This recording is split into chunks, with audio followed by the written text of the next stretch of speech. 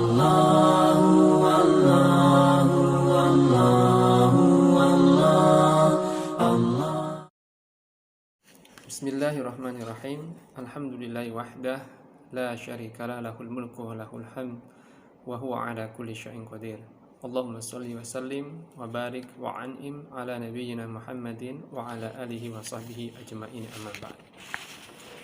Ikhwatul iman rahimani wa rahimakumullah. Tentu para thalabul ilmi, kita semua tidak asing dengan nama ulama besar yang telah kita rujuk bersama ilmunya, kita ambil istifadah bersama ilmunya di negeri ini, bahkan di negeri-negeri Islam yang lainnya. Fadilatul Syekh Abdul Aziz Ibnu Baz rahimahullahu ta'ala, seorang ulama besar yang meninggal kurang lebih tahun 1999 Masehi ya, atau pada tahun 1420 Hijriah di bulan Muharram.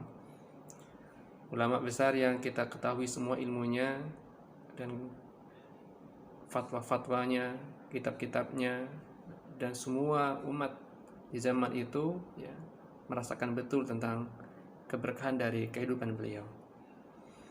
Ada sebuah kisah yang ingin saya sampaikan di sini ya, terkait tentang orang yang pernah bertemu langsung dengan beliau dan kemudian mengisahkannya kepada kami. Kisah yang perlu saya sampaikan dan perlu diketahui oleh para thalabul ilmi dan kita semuanya. Kisah ini saya dapatkan dari Al-Ustadz Dahlan Basri Thahiri hafizahullah ta'ala au rahimahullah ta'ala, karena beliau sudah meninggal dunia ya, kurang lebih di tahun 2000-an ya. Beliau adalah orang yang dulu diutus oleh Pak Nasir ya, melalui Dewan Dakwah Islami Indonesia, ketika Pak Nasir mendapatkan hadiah dari Raja Faisal, yang mana Pak Nasir meminta agar para pelajar di Indonesia bisa menuntut ilmu di negeri Saudi dan sekitarnya ya, dengan beasiswa. Dan alhamdulillah setelah Pak Nasir keluar dari penjara, hadiah yang diberikan oleh Raja Faisal sebagai kedekatan Raja Faisal kepada beliau adalah dibukanya pintu beasiswa para pelajar di Indonesia untuk belajar di sana.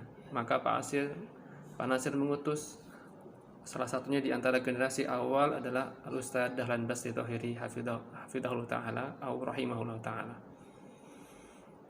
Maka saya waktu itu setelah selesai sholat zuhur di Masjid Raya Al-Furqan Dewan Dakwah Islam Indonesia, saya berjumpa dengan Ustadz Dahlan Basri Thahiri rahimahullah ta'ala. Beliau menyampaikan sebuah kisah kepada saya tentang perjumpaan beliau dengan Syekh bin Baz semasa hidup beliau. Yang pertama beliau sampaikan, Syekh bin Baz itu ketika menjadi rektor ya, di Universitas Ibnu Saud di Saudi Arabia sana, beliau jika menerima mahasiswa baru, maka beliau selalu memegang dagu mahasiswa, apakah masih ada jenggotnya atau tidak. Jika di situ tumbuh jenggot, kata beliau akan segera menerima mahasiswa tersebut untuk belajar di kampus beliau. Yang kedua, ada satu kisah menarik yang perlu kita cermati di sini, yang luput dari banyak cerita ya, tentang bagaimana kekuatan hafalan Syekh Ibnu Baz rahimahullah ta'ala.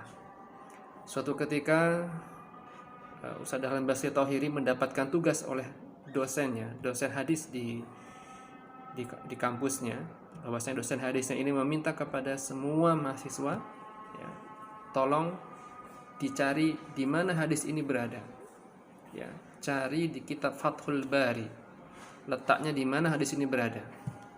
Waktu itu Ustadz Dahlan mengisahkan ya, beliau diberikan tugas dan semua mahasiswa di kelasnya juga sama, diberikan tugas yang serupa, mencari satu teks kalimat, satu hadis yang terselip di kitab Fathul Bari.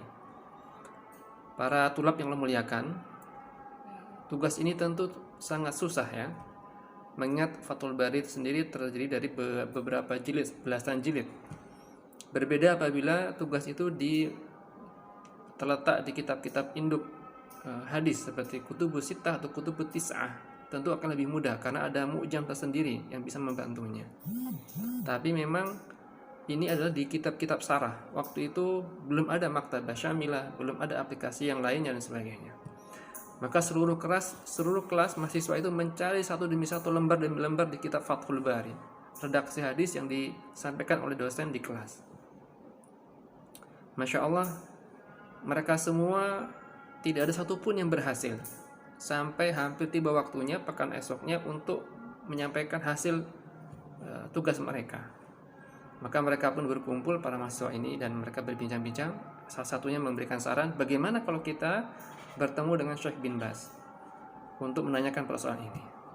Maka kemudian mereka pun datanglah ke tempat di mana Syekh bin Baz markas beliau menyampaikan ilmu, dan di sana mereka pun memberanikan diri untuk bertanya tentang tugas yang diberikan oleh dosennya.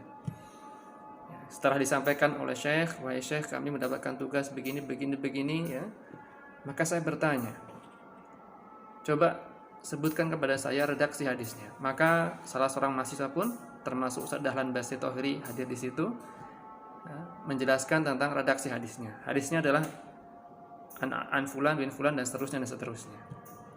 Maka kata Syekh bin Baz, ya, dapatkan hadis ini, ya, lihatlah hadis ini nanti di kitab Fathul Bari jilid yang kesekian, halaman yang kesekian, dan kemudian baris yang kesekian. Masya Allah. Di situ Syekh bin Baz menunjukkan ketelitiannya dalam ilmu hadis, ketelitiannya dalam hafalan hadisnya. Tidak hanya menunjukkan jilidnya, tapi bahkan halamannya dan di mana baris hadis itu berada. Ya. Al-Ustaz Dahlan Basri Tohiri ketika mengisahkan kisah ini sampai berkaca-kaca air mata. Beliau mengenang betul bagaimana kehebatan atau bagaimana dalamnya ilmu Syekh bin Baz. Kata Ustaz Dahlan Basri Tohiri, Syekh bin Baz itu tidak hanya menghafal kutubut tis'ah, tapi juga menghafal sejumlah kitab-kitab syarah di dalam kepalanya. Barakallahu fikum, ya, inilah sekelumit kisah Al-Ustaz Dahlan Basri Tohiri rahimahullah ta'ala bersama Syekh bin Baz rahimahullah ta'ala waktu itu. Dan dari sini kita bisa mengambil istifadah tentang kebenaran kuatnya ilmu dan hafalan seorang alim yang bernama Syekh Abdullah bin Baz rahimahullah ta'ala. Padahal kita tahu bersama Syekh bin Baz adalah seorang yang Allah berikan ujian berupa kebutaan mata, ya, kurang lebih pada umurnya dan usianya ke-20 tahun. Tapi Allah tidak cabut, ya, kekuatan hafalannya dan pemahamannya dari dirinya. Tentu itu semua adalah akibat daripada kebersihan hati beliau, ya, jauhnya beliau dari duniawi, jauhnya beliau dari maksiat kepada Allah. Maka Allah Tabaraka wa Ta'ala membukakan kepada hatinya pintu-pintu pemahaman dan pintu-pintu hafalan yang bisa menguatkan beliau dalam berfatwa, dalam memberikan keterangan, dalam memberikan hujah dalam berbagai aspek kehidupan dan persoalan. Barakallahu fikum. Assalamualaikum warahmatullahi wabarakatuh.